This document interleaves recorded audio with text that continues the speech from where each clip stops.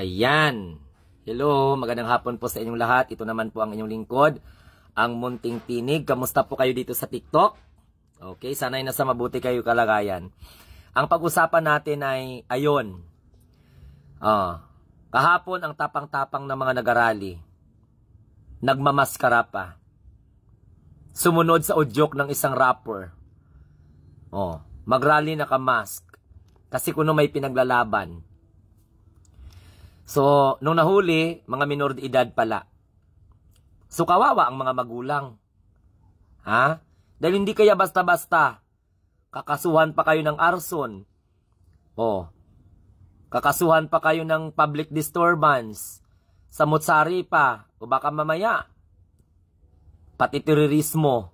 O di kaya, pang ikakaso sa inyo? Civil disobedience. Sedition. Yan ang problema kasi sa inyo ng mga kabataan. Dapat hindi kayo nagpadala sa udyok na may mga personal political interest. Ito si Chavit Singson, binanggit niya na yung mga nagrarally daw ay may kaugnayan kay Speaker Martin Romualdez. Hindi natin alam kung nagsasabi ito ng totoo si Singson. Pero, huwag ka na maghugas kamay kasi unang-una, ikaw po ang nagyaya sa mga kabataan na magpahayag ng kanilang sentimento sa pamamagitan po ng revolusyon. Meron pa ngang hindi mo napapapasukin ang mga bata. Dahil po sa hanggat hindi mag-resign. Sinong tinutukoy mo na hindi mag-resign? Ang presidente. Wala na pong iba. Sa mga naniniwala ngayon kay Chavit Singson, sana nga ipustro ng gobyerno na imbestigahan sila Kasi sila to mga nanghihikayat. Alam nyo na gani na peaceful rally, ang ginawa pa ng mga rallyista, actually ang tawag dyan sa mga, hindi rallyista mga rioters mga rioters sila lahat kasi sanay sa riot. Sinira yung Sogo, sinira yung mga traffic lights, nagsunog ng kung ano-ano pa. So hindi maganda. Yung iba nagnakaw pa ng kondom doon po sa may sa may Sogo. Alam nyo, mga kamunting tinig, ang tapang-tapang ng mga rallyista o mga rioters na ito, ngayong iimbestigahan na sila, nagalit na si Mayor Isko Moreno ng Metro Manila at sinabi niya na dayo lang man pala yung iba. Yung iba galing sa Pasig, yung iba galing Taguig, galing Caloocan.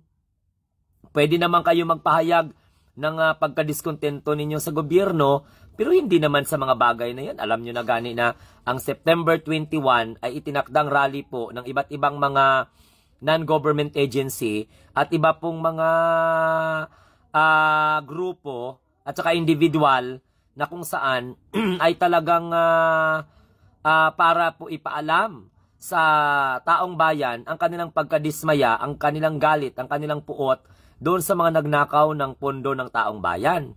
Hindi po ang kanilang rally intensyon para patalsikin ang presidente. Hindi po ganun. Wala po silang balak na pag-resignin ng Pangulo. Wala silang balak na pababain sa pwesto ang presidente. Ang gusto ng nilang malaman o ipaalam sa taong bayan, lalong-lalo na sa Pangulo, na kailangan dapat may managot. May managot na mga magnanakaw sa gobyerno na nakipagsabuatan sa mga kontratista na nakakakuha ng project sa gobyerno. Maliwanag po yun Hindi po maghasik ng lagim. Hindi po magsunog ng Malacanang. Hindi po solusyon yun. Huwag kayong tumulad sa India at saka sa Nepal na yung mga kabataan doon, sad to say, nagpagamit sa mga iilang grupo, yung iba mga banyaga pa. Yung sa iba, mga foreigner pa na may mga personal interest sa kanilang bayan. Huwag niyong gayahin yung mga Gen Z. Nako, bihira lang tayo makakaano ng pakikipaglaban na mayroong prinsipyo. So ngayon, ito kayo mga diehard Duterte supporter, hindi nyo man pala mapangatawanan. Nagrally-rally kayo kasi gusto nyo kasi talaga na kayo pa yung maghari sa gobyerno. Hindi naman pwede yun. Kaya, napakaganda na dapat i-post through itong pagkakaso sa mga individual na ito. Yung iba nga, mga ano pa mga nasalba pa. Kasi mga minor de edad. Alam nyo na gani na bawal yan. Hindi pwede yung mga ganun kasi minor pa kayo, nagsali-sali kayo. O, pagkatapos ngayon, ang nanay nyo, ang tatay nyo, nakikiusap ngayon sa mga kapulisan, nakikiusap kay Mayor Isko Moreno na wag po kayong kasuhan dahil wala kayong pambiling kanin, wala kayong pambiling ulam. Pero kahapon, parang mga demonyo kayo. No? Kulang na lang buntot at mga sungay para talagang demonyo. Kasi unang-una, gawain ba ng matino yan? Na magsusunog kayo sa gitna ng kalsada? Pagbabatuhin po ninyo ang mga kapulisan, pagkatapos, pag sinita kayo ng otoridad, sasabihin po ninyo, ang karapatan ninyo ay sinisikil. Hindi naman pwede na ang mga kapulisan, tingnan mo, hindi nga kayo nilabanan Dinispersed lang kayo. So mga kamunting tinig, ang nangyayari ngayon is iniimbestigahan yung nagpalaganap ng ganyong klaseng mga hindi magandang gawain noong rally. Last September 21, 2025, kahapon lamang po yan na nangyari dyan po sa may Mendiola. Kasi payapa naman po yung nasa EDSA. Payapa naman yung nandoon po sa may Luneta. So, ang magulo lang talaga, mga kamunting tinig, yung grupo ng mga nakamaskara. At nung nahubaran, mga kabataan, yung mga tambay, no, yung mga parang mukhang adik, puno ng tattoo, butas-butas ang mga tenga, yung iba halos hindi nakaligo. Ano yun? So ipinagpalit ninyo ang tahimik ninyo na buhay doon po sa pagtalima ninyo sa utos ng former politicians. Former politicians and Filipino-Chinese ang nagpondo di umano. Pero nag-uga talaga yon ang mga speculations na naka-impluensya ng malaki ang pronouncement ni Chavez doon po sa kanilang press con sa Club Filipino.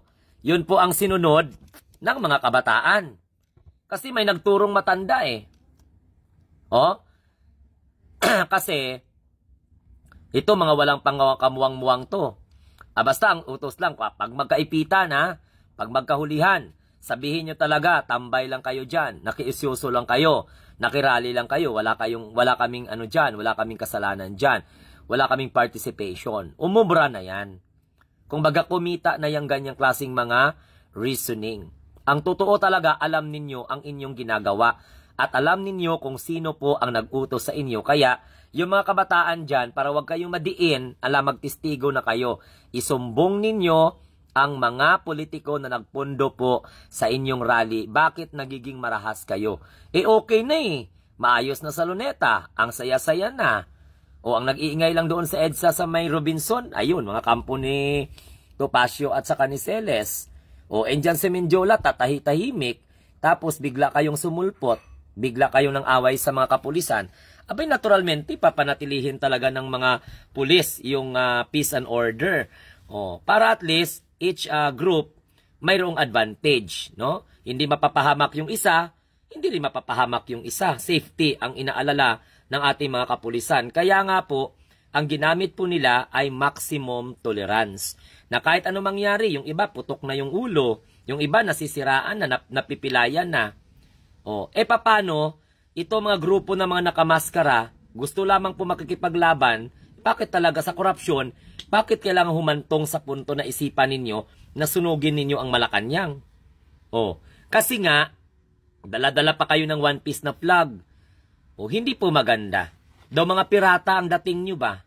Hindi kayo mga rallyista or mga protesters, kundi mga rioters. So yan lamang po, mga kamunting tinig, sana'y maliwanagan ang mga Duterte Dehad supporters that you cannot defeat a good man down. No? You cannot destroy the very image of the president. How much effort, kung ano man ang gusto ninyong gawin o ilagay, hindi po talaga kayo mananalo. Si PBBM pa rin ang Pangulo. Si Sara Duterte, hanggang ambisyon lang yan. Naging Pangulo ng Republika ng Pilipinas. Ang sigaw po ngayon ng taong bayan, pananagutin ang nanggulo dyan po sa mga rally. So hindi na kayo pagkakatiwalaan ng pamalaan pagdating ng panahon kasi nanggugulo kayo Tama man? Kung ayaw ninyo na gamitin ng gobyerno ang kamay na bakal sa inyo, behave kayo. Gets? DDS,